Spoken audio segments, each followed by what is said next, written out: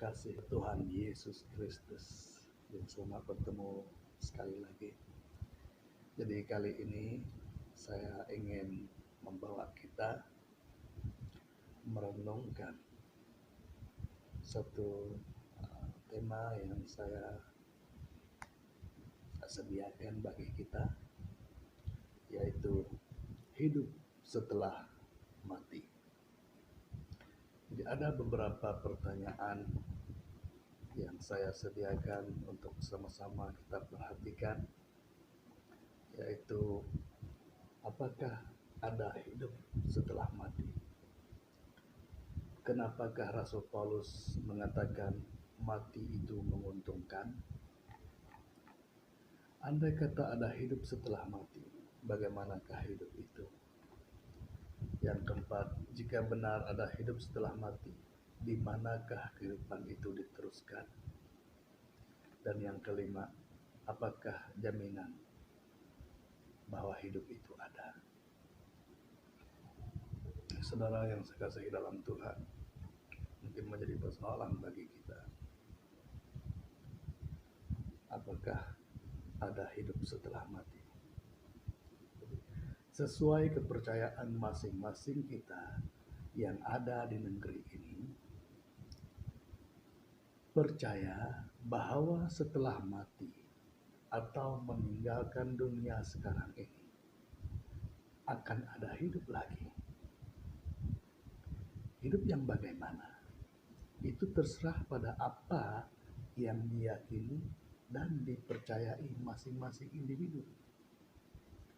Namun, menurut perkataan Tuhan Yesus kepada para pengikutnya, memang ada hidup setelah mati. Itu pun kalau mereka mempercayai Dia, itu mempercayai Tuhan Yesus. Dicatat dalam Yohanes 11 ayat 25, Yesus berkata kepadanya yang bertanya kepada dia pada masa itu, "Akulah kebangkitan dan kehidupan. Siapapun yang percaya kepadaku, ia akan hidup walaupun ia sudah mati." Sesuai ucapan Tuhan Yesus ini, semua orang yang percaya kepada ajarannya percaya bahwa ada hidup sesudah mati atau sesudah meninggalkan dunia ini. Ada hidup. Yang kedua, kenapakah Rasul Paulus mengatakan mati itu menguntungkan? Mati itu menguntungkan. Filipi 1 ayat 1 berbunyi demikian. Rasul Paulus berkata seperti ini, "Karena bagiku hidup adalah Kristus dan mati adalah keuntungan." Ungkapan Rasul Paulus ini sangat bertentangan dengan nalar pikiran manusia. Karena menurut pemahaman manusia, mana mungkin kematian itu menguntungkan? Sebab itulah setiap ada kematian, manusia akan berkabung bagi menandakan yang mereka sangat berduka dan sedih mengenangkan si mati. Namun kalau kita selidiki dan renungkan, apakah penyebabnya Rasul Paulus sangat bangga dan bahagia mengungkapkan kalimat itu?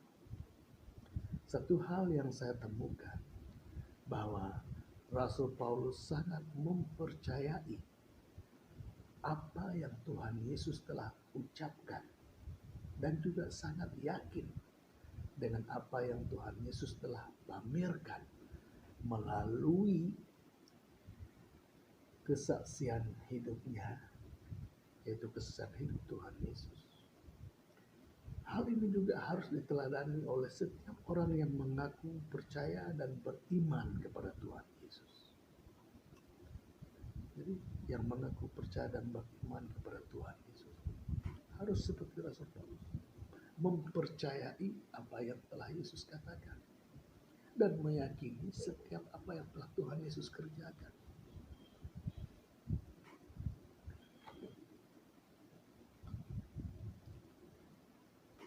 Bahwa mati itu adalah menguntungkan. Kalau hal itu menguntungkan, kenapa membuat alasan untuk bersedih, berduka, sampai berkabung? Jadi kalau kematian itu menguntungkan, mengapa kita harus bersedih? Mengapa kita harus berduka? Ya. Contoh, kalau kita menjual sawit bertantan atau menjual lada bertantan, lalu dapat duit hasil jualan itu beribu-ribu, apakah kita akan sedih? Pasti tidak, kan? Pasti tidak. Tidak pernah kita jumpa orang yang baru pulang menjual hasilnya, menjual usahanya, menjual apa yang telah dia lakukan, pulang dengan muka sedih, menangis, berteriak-teriak, "Oh, aku sedih, aku sedih." Ya kan, tidak ada. Pasti dia merasa gembira karena hal itu menguntungkan.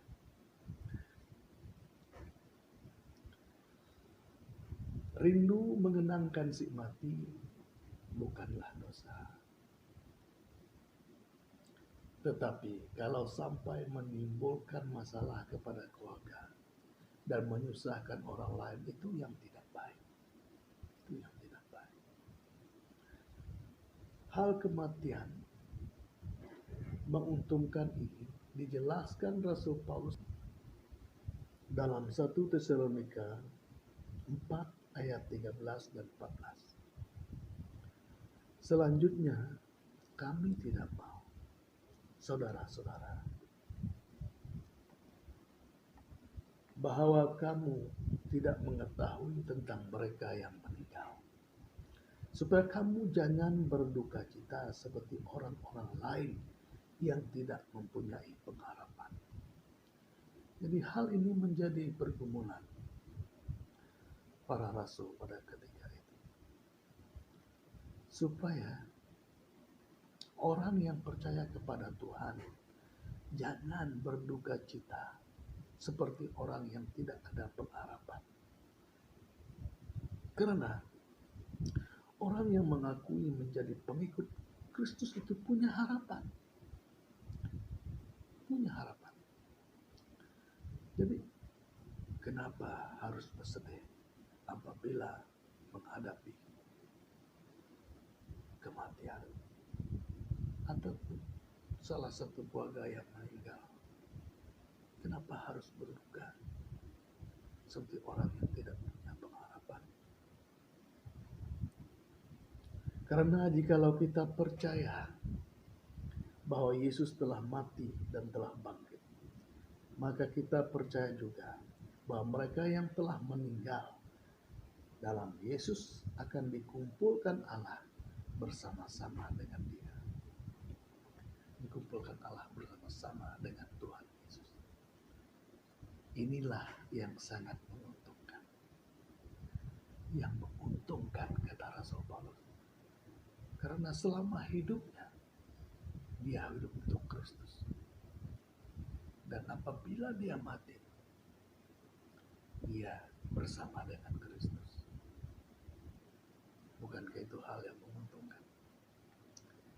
Jadi soalan yang ketiga, andai kata ada hidup setelah mati, bagaimanakah hidup itu? Mungkin kita bertanya, andai kata ada hidup setelah mati, bagaimanakah hidup itu? Pastilah hidup itu sangat membahagiakan, sangat membuat kita merasa sukacita. Sebab setiap orang yang mati dalam Tuhan Yesus, maksudnya setiap orang yang mati karena mengerjakan imannya kepada Tuhan Yesus, pastilah dikumpulkan Allah bersama-sama dengan Tuhan Yesus. Bukankah hal ini sangat membahagiakan? Selama hidup di bumi ataupun di dunia sekarang ini, kita rindu-rindu mau melihat Tuhan Yesus. Sampai menangis-nangis menyanyi memuji Tuhan Yesus. Mati. Itulah masanya. Bukan hanya melihat, tetapi Allah melakukan yang lebih indah, di mana kita dikumpulkan bersama dengannya, yaitu bersama dengan Tuhan Yesus. Luar biasa. Ya kan? Itu ditulis dalam 1 Tesalonika 4 ayat 14. Ada lagu yang mengatakan seperti ini, berbunyi seperti ini. Tuhan, Engkau kebahagiaanku, sukacita dalam hatiku. Apapun terjadi di hidupku, Tuhan Yesus cukup bagiku. Walau hidup ini aku sendiri, Engkau setia menemani. Walau tiada harta dan kehormatan, Tuhan kekayaan abadi. Penulis lagu ini saat menemukan Yesus, dia sangat merasa bahagia. Dia sangat merasa bahagia. Saat di bumi saja merasa bahagia. Apalagi lagi di kekekalan. Apalagi kalau hidup sesudah mati. Ya kan? Dia sangat merasa bahagia. Dia merasa sukacita karena dimiliki Tuhan Yesus. Apapun yang terjadi dalam hidupnya, Tuhan Yesus cukup baginya. Walaupun kematian itu menghentikan nafasnya di dunia ini, Yesus cukup baginya. Luar biasa, kan? Sangat luar biasa. Sampai-sampai penulis lagu ini berkata, Tuhan kekayaannya yang abadi. Wah, haleluya. Haleluya. Jadi sebagai seorang yang mengikuti Tuhan Yesus pun harus merasa sedemikian. Ya kan? Mati itu sangat membahagiakan karena dikumpul bersama dengan Tuhan Yesus. Bukan hanya menatap dari jauh, tapi bersama-sama dengan Tuhan Yesus. Jadi, bagaimanakah hidup itu? Bagaimanakah kehidupan setelah kematian? Itu sangat membahagiakan. Sangat membahagiakan. Jika Anda percaya Tuhan Yesus. Jika benar ada hidup setelah mati, di manakah kehidupan itu diteruskan? Jika benar ada hidup setelah mati, di manakah kehidupan itu diteruskan? Di atas sudah jelas, sudah dijelaskan bahwa setiap orang yang percaya kepada Tuhan Yesus, mereka dikumpulkan Allah bersama dengan Tuhan Yesus. Di mana Tuhan Yesus ada, di sanalah orang itu ada. Di mana alamat rumah Tuhan Yesus, di sanalah alamat orang itu. Yohanes 14 ayat 1 hingga 3 berbunyi demikian. Tuhan Yesus berpesan, janganlah gelisah hatimu, percayalah kepada Allah, percayalah juga kepadaku. Di rumah Bapakku banyak tempat tinggal. Jadi Tuhan Yesus tinggal di rumah Bapaknya. Tuhan Yesus tinggal di rumah Bapaknya. Dia berpesan kepada pengikut-pengikutnya, jangan gelisah, jangan susah hati, jangan uh, jangan sedih, ya kan? Walaupun ada di antara keluargamu yang meninggal, jangan gelisah, jangan sedih. Jadi karena kegelisahan para muridnya pada ketika ini mengenangkan kalau Yesus tidak ada lagi bersama dengan mereka. Jadi Tuhan Yesus tinggal di rumah Bapa. Jadi kehidupan itu diteruskan di rumah Bapa. Di mana tempat Yesus tinggal.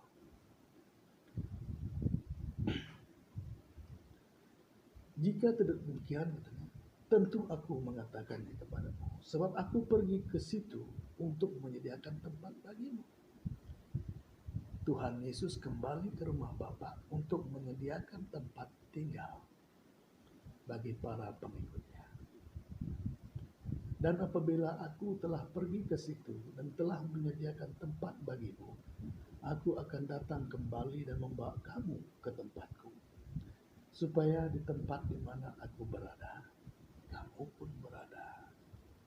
Wow, kehidupan itu diteruskan di tempat Tuhan Yesus.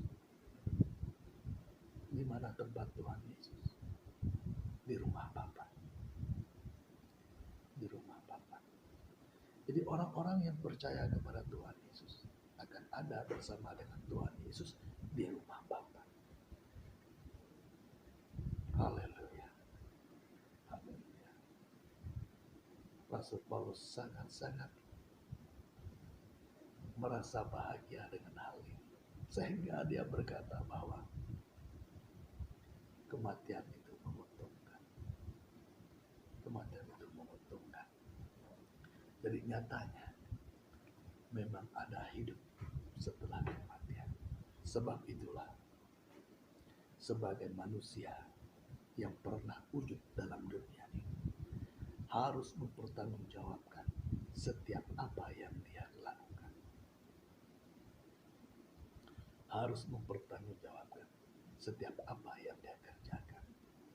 Karena ada hidup setelah mati. Di masa itulah apa yang kita lakukan hari ini akan membawa kita ke dalam hidup setelah mati. Jadi bagi orang yang percaya kepada Tuhan Yesus, hal itu seharusnya menguntungkan, bukan membuat duka cita, tetapi membuat bahagia. Ya. Jadi yang terakhir, apakah jaminan bahwa hidup itu ada? Apakah jaminannya bahwa hidup itu ada? Tuhan Yesuslah jaminan hidup itu. Tuhan Yesuslah jaminan hidup sesudah mati. Tuhan Yesus adalah kebangkitan dan kehidupan itu sendiri. Kalau Tuhan Yesus bangkit, orang yang mati dalam Tuhan Yesus juga bangkit. Kalau Tuhan Yesus hidup, orang yang percaya kepada Tuhan Yesus, yang melakukan, mengerjakan iman percayanya itu kepada Tuhan Yesus, juga akan hidup seperti mana Tuhan Yesus. Jadi sebagai kesimpulannya, hidup setelah mati itu benar-benar ada. Jadi sebagai orang yang percaya kepada Tuhan Yesus, sepatutnya merasa bahagia kalau ada kematian di dalam keluarga. Kenapa merasa bahagia? Karena orang yang meninggalkan kita mereka dikumpulkan bersama dengan Tuhan Yesus. Kalau dia percaya Tuhan Yesus.